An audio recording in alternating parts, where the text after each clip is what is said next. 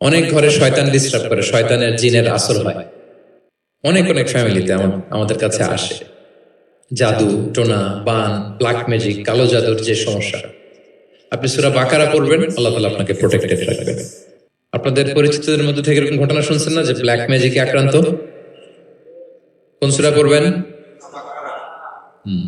যারা খুব বেশি আক্রান্ত, অল্প সাউন্ডে সূরা বাকারাটা চালিয়ে ঘুমিয়ে পড়বেন, সারা রাত যেন তেলাওয়াত চলে।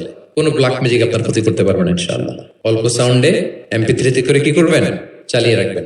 সূরা বাকারাকে খুব গুরুত্বের সাথে পড়তে বলেছেন আল্লাহ রাসূল সাল্লাল্লাহু আলাইহি ওয়াসাল্লাম। তিনি বলেছেন, ইকরাউ সূরাতাল বাকারা ফাইন্না আখযাহা বারাকা ওয়া তারাকাহা হাসারা ওয়া লা ইস্তাতিউহাল বাতালা।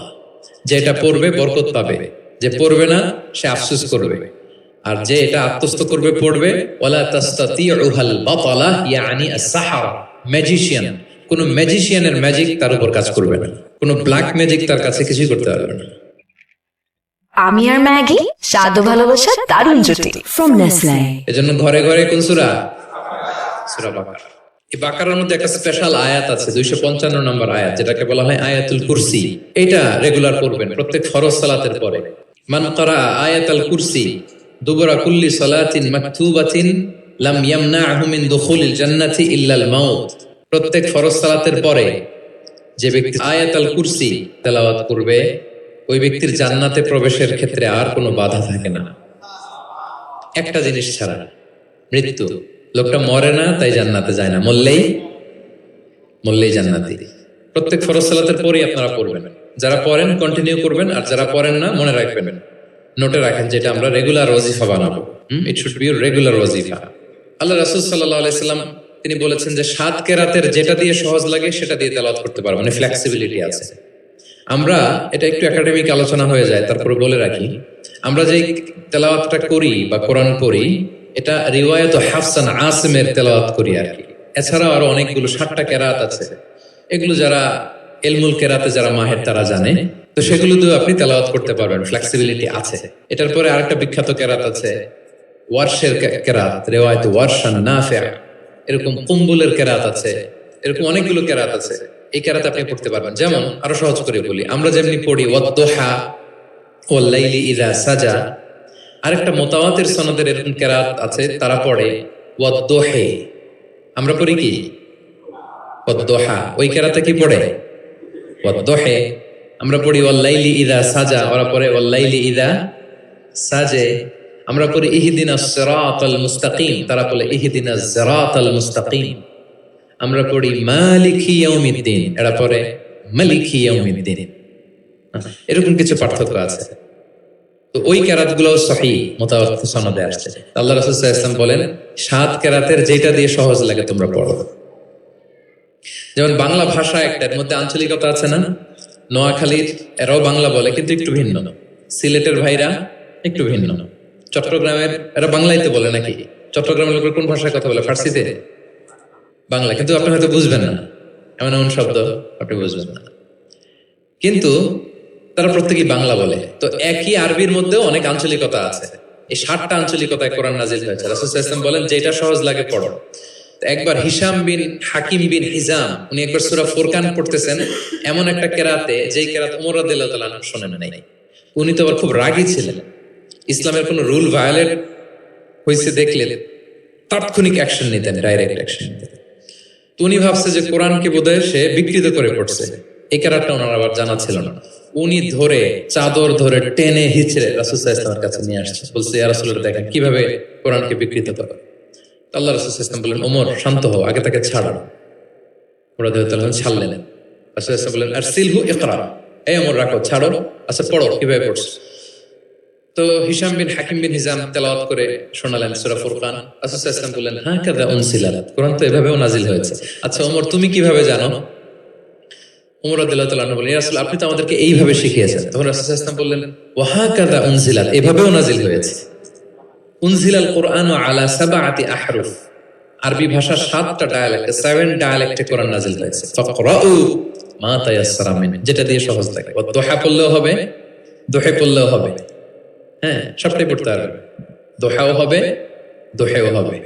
আল্লাহ রাসূল সাল্লাল্লাহু আলাইহি ওয়াসাল্লাম অন্যকে কোরআন তেলাওয়াত শোনাতেন। উবাই ইবনে কাব রাদিয়াল্লাহু তাআলা আনহুকে বললেন ইন্নাল্লাহা আমারানি আন আকরা আলাইকাল কোরআন, হে উবাই, আল্লাহ তাআলা আমাকে আদেশ করেছেন আমি নবী যেন তোমার কাছে কোরআন শোনাই। উবাই ইবনে কাব বললেন, আল্লাহু সাম্মানি, নবীজি আপনি বলেন কি আল্লাহ আমার নাম ধরে বলছে? মানে খুশিতে বাকবাকুম, আনন্দে আত্মহারা, শিহরিত, ইয়া রাসূলুল্লাহ আমি উবাইয়ের নামটা ধরে আল্লাহ বলছেন? আল্লাহ রাসূল সাল্লাল্লাহু আলাইহি ওয়াসাল্লাম বললেন, নাম, তোমার নাম ধরে বলেছেন। আল্লাহ তাআলা আমাকে বলেছেন আমি যেন সূরা বাইকিনা লাম ইয়াকুনিল লাযিনা কাফারু, এই সূরাটা যেন আমি তোমার সামনে শোনাই। ফাদারাফাত আইনাহু, তিনি কাঁদতে আরম্ভ করলেন শুনে, কারণ ওনার নাম ধরে যদি আল্লাহ তাআলা বলেন এটা ওনার জন্য কত বড় প্রেস্টিজিয়াস এবং সৌভাগ্যের একটা ব্যাপার। তাহলে অন্যকে কোরআন শোনানো। আচ্ছা, আবার আল্লাহ রাসূল সাল্লাল্লাহু আলাইহি ওয়াসাল্লাম মাঝে মাঝে অন্যদের থেকে শুনতেন, অন্যের কণ্ঠে কোরআন শোনারও একটা আনন্দ আছে। কি বলেন? ইবনে মাসউদ রাদিয়াল্লাহু তাআলা আনহুকে একবার বললেন ইকরা, ইবনে মাসউদ একটু কোরআন তেলাওয়াত করো তো। তো তিনি বললেন আকরা ওয়া আলাইকা উনজিল, হে নবী আপনার সামনে দাঁড়িয়ে আমি এত বড় স্পর্ধা আমি তেলাওয়াত করব, আপনার উপর আকাশ থেকে কোরআন নাজিল হয়। আল্লাহ রাসূল সাল্লাল্লাহু আলাইহি ওয়াসাল্লাম বলেন ইন্নী উহিব্বু আন আসমাআহু মিন গায়রি, আমি তোমাদেরকে শোনাতে যেমনি পছন্দ করি তোমাদের থেকে শুনতেও পছন্দ করি। তিনি সূরা নিসা তেলাওয়াত করে শোনালেন। কেন শুনলেন?